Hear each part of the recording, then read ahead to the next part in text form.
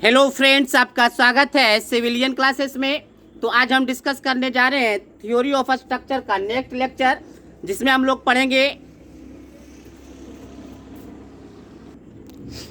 Moment distribution method.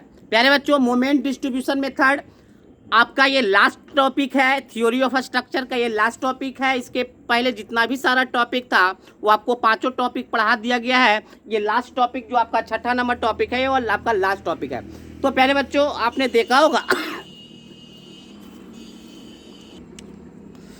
तो प्यारे बच्चों, आप देखे होंगे कि सारा टॉपिक थ्योरी ऑफ स्ट्रक्चर का आसानी है, ठीक है ना।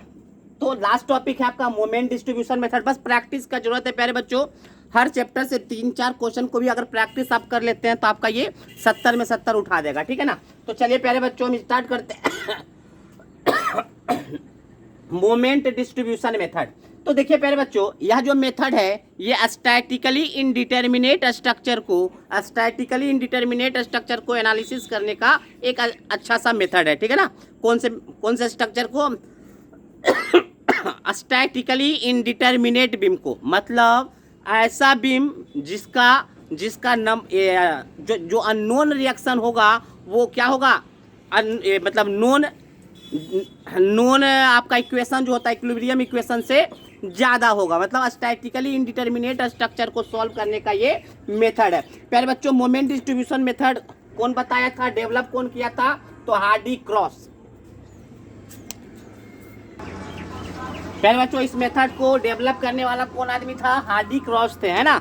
चलिए अब देखिए प्यारे बच्चों, this method only accounts for flexural effects. मतलब ये सिर्फ बेंडिंग मोमेंट को लेता है, ना तो एक्सियल एंड शियर इफेक्ट को क्या करता है, ये नेग्लेक्ट करता है। ऑब्जेक्टिव में बराबर पूछता है प्यारे बच्चों एसएससी जेईई में कि मोमेंट डिस्ट्रीब्यूशन मेथड क्या करता है, ओनली फ्लेक्सुरल इफेक्ट को लेता है, ओनली फ्लेक्सुरल इफेक्ट को कंसीडर करता है। बाकी एक्सियल एंड शियर इफेक्ट को क्या करता है, ये इग्नोर कर देता है। बात समझ में आया? ओनली बेंडिंग मोमेंट को ही कंसीडर करेगा, उसी को फ्लेक्सुरल कहते हैं।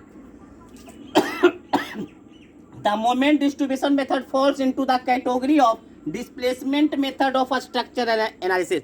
प्यारे बच्चों, यह जो मेथड है वो डिस्प्लेसमेंट मेथड कहलाता है। बस आपको यह जान लीजिएगा कि moment distribution method displacement method भी कहलाता है। एक्चुअली प्यारे बच्चों, डिस्प्लेसमेंट मेथड के अंदर 2-3 मेथड और है, बट अभी आपको सिर्फ यही मेथड पढ़ना है, इसलिए हम आपको इसको क्या बोल देंगे, मोमेंट डिस्ट्रीब्यूशन मेथड को डिस्प्लेसमेंट मेथड भी कहा जाता है। बात समझ में आया? चलिए, इन एमडीएम का मतलब होता है moment distribution method. In moment distribution method every joints of the structure to be consider as fix. जितना भी ज्वाइंट होगा इसमें हम फिक्स्ड कंसीडर करते हैं, फिक्स्ड मानकर चलेंगे। भले वो हिंज ही क्यों ना हो, उसको भी हम क्या मान के चलते हैं, फिक्स्ड मानकर चलेंगे। And develop a fixed in moment. प्यारे बच्चों, जब किसी भी ज्वाइंट को हम फिक्स्ड मान लिए हैं तो फिक्स्ड पे कुछ ना कुछ तो मोमेंट डेवलप करेगा ही, जिसको हम फिक्स्ड इन मोमेंट कहते हैं। बात समझ में आया? तो कैसे हम क्वेश्चन को सॉल्व करेंगे वो बारी बारी से हम लोग देखेंगे। पहले आप इसको नोट डाउन कर लीजिए। चलिए प्यारे बच्चों, हम लोग देखेंगे फिक्स्ड इन मोमेंट। जब आपका ज्वाइंट फिक्स माना गया है तो फिक्स्ड ज्वाइंट पे जितना मोमेंट प्रोड्यूस होता है उसी को फिक्स्ड इंड मोमेंट कहते हैं। अगर आप किसी ज्वाइंट को फिक्स मान लिए हैं और उस पर जो मोमेंट प्रोड्यूस होगा वही आपका क्या कहलाएगा, फिक्स्ड इंड मोमेंट कहलाएगा। चलिए प्यारे बच्चों, कुछ फिक्स्ड इंड मोमेंट के बारे में चर्चा करें।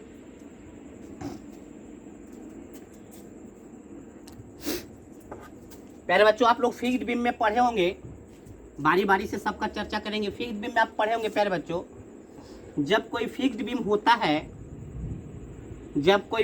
होता है और एक इसेंट्रिक लोड W लग रहा है, इधर से A है, इधर से B है और लेंथ पूरा L है, तो प्यारे बच्चों फिक्स्ड इंड मोमेंट MA और MB डेवलप करता है या नहीं करता?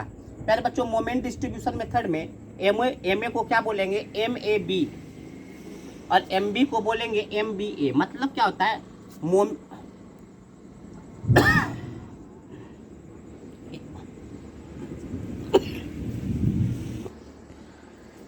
प्यारे बच्चों, MAB का मतलब होता है moment at A in the direction of B।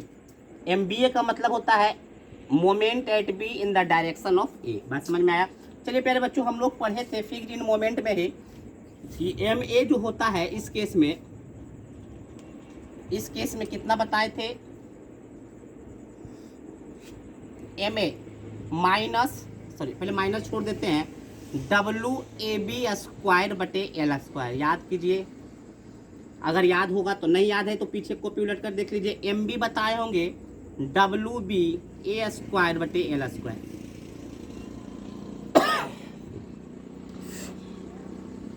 Fixed end वाले जो चैप्टर था उसमें आप जाकर देख लीजिएगा, जब भी सेंट्रिक लोड लग रहा होगा तो ये फॉर्मूला हम आपको निकाल के दिए होंगे, ठीक है ना। चलिए अब देखिए प्यारे बच्चों, ये आपका क्या है, एंटी क्लॉकवाइज है तो एंटी क्लॉकवाइज को निगेटिव लेके चलेंगे, और क्लॉकवाइज है तो इसको पॉजिटिव लेके चलेंगे। चलिए दूसरा केस देखते हैं प्यारे बच्चों।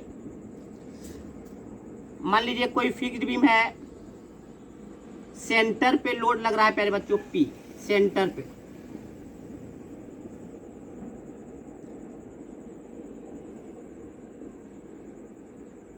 तो यहाँ पे MAB क्या होता है प्यारे बच्चों, कितना मोमेंट प्रोड्यूस होता है, PL/8। फिर से MAB निगेटिव है, मतलब एंटी क्लॉकवाइज है तो निगेटिव, और MBA क्या है, क्लॉकवाइज है तो पॉजिटिव। अब वैल्यू दोनों का सेम होता है PL/8, ठीक है ना। और इसको आप नोट डाउन कीजिए, कुछ और स्टैंडर्ड रिजल्ट का बात करेंगे, कुछ और हम फिक्स्ड इन मोमेंट का बात करेंगे। तो प्यारे बच्चों पहले इन दोनों रिजल्ट को आप लोग नोट डाउन कर लीजिए। इन सारे रिजल्ट को प्यारे बच्चों हम क्वेश्चन में अप्लाई करेंगे। चलिए प्यारे बच्चों तीसरा केस भी देख लेते हैं। मान लेते हैं प्यारे बच्चों कोई फिक्स्ड बीम है, उस पे UDL लग रहा है, लेंथ है बीम का L,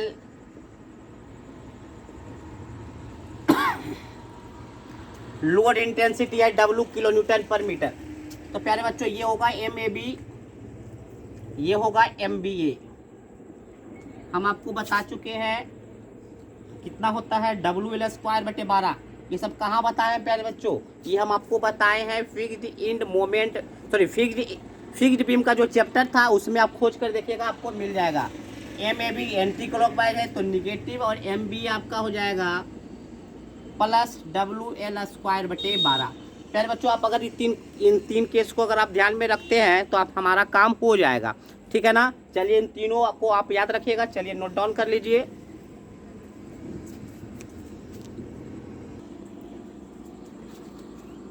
चलिए प्यारे बच्चों अब हम लोग देखेंगे फ्लेक्सुरल स्टिफनेस क्या होता है। फ्लेक्सुरल स्टिफनेस क्या होता है प्यारे बच्चों, तो देखेंगे it is the ratio of flexural rigidity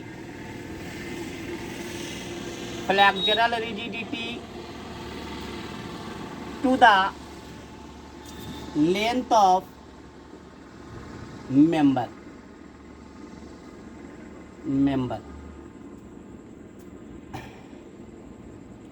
mathematically it is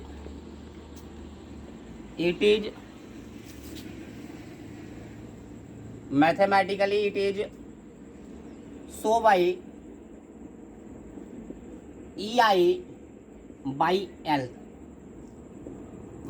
मतलब फ्लेक्सुरल स्टिफनेस जो होगा प्यारे बच्चों, फ्लेक्सुरल स्टिफनेस क्या होगा, EI/L। प्यारे बच्चों EI ही क्या कहलाता है, पहले यहीं पे लिख देते हैं। फ्लेक्सुरल स्टिफनेस क्या बोले हैं, रेशियो किसका है, फ्लेक्सुरल रिजिडिटी का, फ्लेक्सुरल रिजिडिटी बटे length of member. Flexural rigidity किसको बोलते हैं प्यारे बच्चों, EI को, और लेंथ ऑफ मेंबर मतलब L। तो EI/L आपका क्या कहलाता है, फ्लेक्सुरल स्टिफनेस।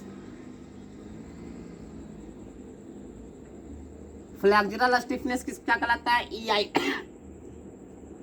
चलिए इसको नोट डाउन कीजिए, हम अगले टॉपिक पर चलेंगे, इसको नोट डाउन कीजिए। छोटे छोटे टर्म को जानना बहुत ही आवश्यक है इस चैप्टर में। चलिए प्यारे बच्चों आगे का टॉपिक अगले क्लास में जाएगा, क्योंकि पानी आ गया है थोड़ा सा। और आप लोग को प्यारे बच्चों जितना भी आप ये जो चैप्टर देखे हैं, इसके पहले जितना भी 5 चैप्टर पढ़े हैं, उससे ज़्यादा से ज़्यादा न्यूमेरिकल आप कवर करने का कोशिश कीजिए प्यारे बच्चों। हम आपको थ्योरी ऑफ स्ट्रक्चर इसलिए पहले समाप्त किए हैं ताकि आप ज़्यादा से ज़्यादा न्यूमेरिकल पे प्रैक्टिस कर सके, ताकि आपको एग्जाम तक जाते जाते आपके सारे कॉन्सेप्ट क्लियर हो जाए और एग्जाम में बहुत ही आसानी से आप क्वेश्चन को सॉल्व कर सकते हैं। इसलिए हम आपको थ्योरी ऑफ स्ट्रक्चर सबसे पहले समाप्त किए।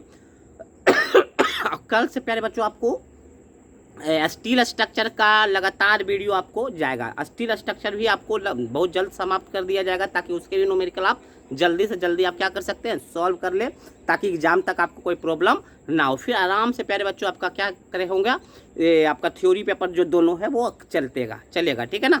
चलिए प्यारे बच्चों, आज का क्लास इतना ही। बस आपको यही बोलेंगे कि क्वेश्चन प्रैक्टिस कीजिएगा और क्वेश्चन आप पूछते रहिएगा, ठीक है ना। जो क्वेश्चन ना बने वो ग्रुप में शेयर करते रहिए, चाहे हमको आप भेजते रहिएगा, ठीक है ना। चलिए आज के लिए बस इतना ही। Thank you.